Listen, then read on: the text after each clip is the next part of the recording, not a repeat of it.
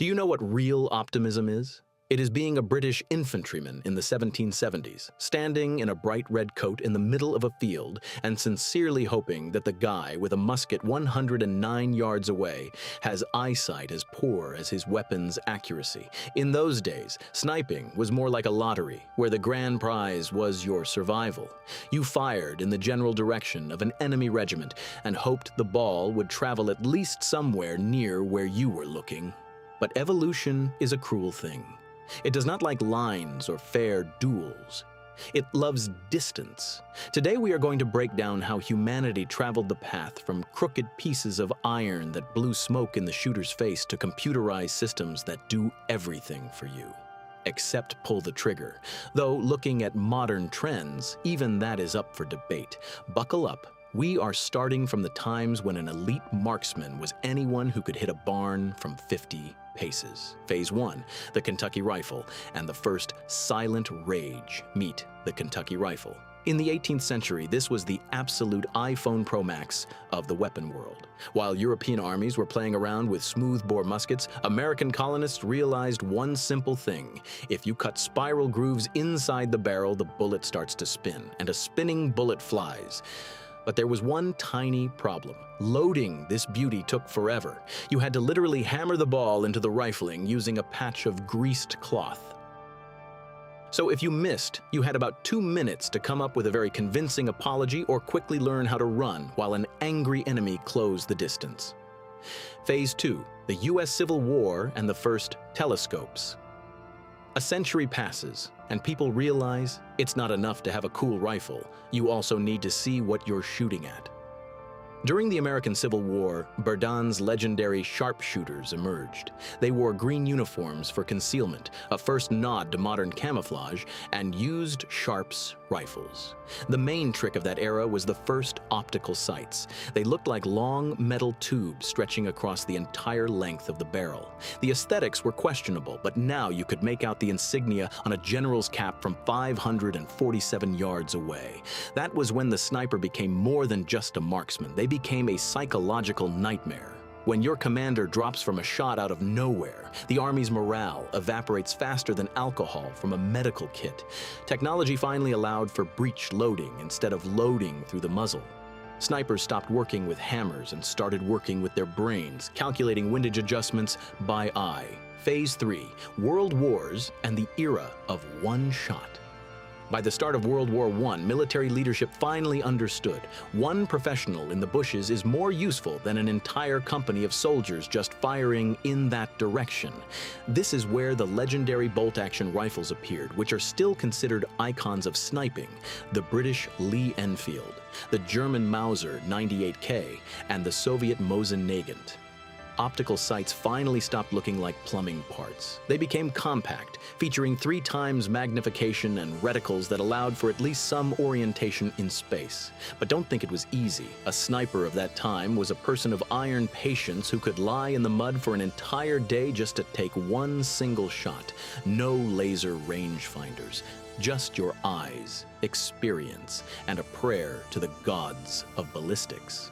In World War II, sniping became truly massive and personal.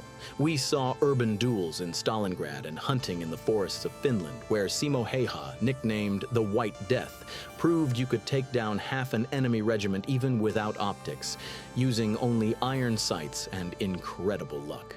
The technological breakthrough of that era was the appearance of semi-automatics, like the SVT-40 or the Gewehr 43. Generals dreamed of snipers firing like machine gunners, but the shooters spat at the idea. Accuracy dropped, and the mechanisms jammed from the slightest bit of dust.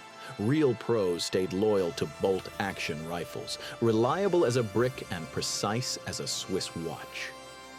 Phase 4, the Cold War and the birth of anti-material. Magic.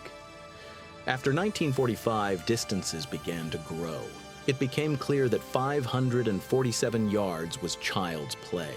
There was a need for something that could pierce a helmet at a distance of over half a mile, or even a truck engine. The Soviet Union released the SVD, arguably the most mass-produced sniper rifle in history. It wasn't perfectly accurate, but it was so rugged that even a bear in the taiga could shoot it. Meanwhile, the West took the path of surgical precision, creating systems like the Remington 700, which became the foundation for the legendary M24. But the real bada boom happened in the 80s when Ronnie Barrett assembled the Barrett M82 in his garage. This wasn't just a rifle anymore. It was a portable cannon in 50 BMG caliber. It changed the rules of the game. Now, a sniper could not just eliminate a target, but take out a radar, a helicopter, or a light armored vehicle from a distance of 1¼ miles. This was the moment an infantryman gained the power of artillery that fits into a single carrying case. Phase 5, modern day, when the rifle is smarter than the shooter. Welcome to 2026, where the profession of a sniper is gradually turning into the job of a systems administrator. If before, a shooter had to be a math genius to calculate bullet derivation and air humidity, now a ballistic calculator built right into the scope does it for them. Today's elite consists of systems like the CHATAC M200 intervention. This thing is capable of hitting a bullseye from a distance of over 1½ miles. That is so far away that the bullet flies toward the target for almost 5 seconds. You'll have time to pull the trigger, take a sip of coffee, and only then see the result. Technology has reached the point where the rifle itself suggests how many pixels to the left you should aim, accounting even for the rotation of the Earth. Yes, at such distances, the planet literally slips out from under your bullet. But the real cyberpunk began with the appearance of smart scopes like those from the company Tracking Point. It works just like in video games. You tag the target with a button, the computer locks onto it, and the rifle simply won't let you fire until the barrel is pointed at the perfect spot. You squeeze the trigger, nothing happens, and then bang! The shot fires exactly at the micro moment when all the stars and sensors align. With a toy like this, even someone holding a weapon for the first time becomes more dangerous than a Vietnam veteran. We've traveled the path from an iron tube with gunpowder and a hammer to lasers and artificial intelligence. Rifles have become so precise that the main weak link in the system remains the human with their shaking hands and the need to breathe.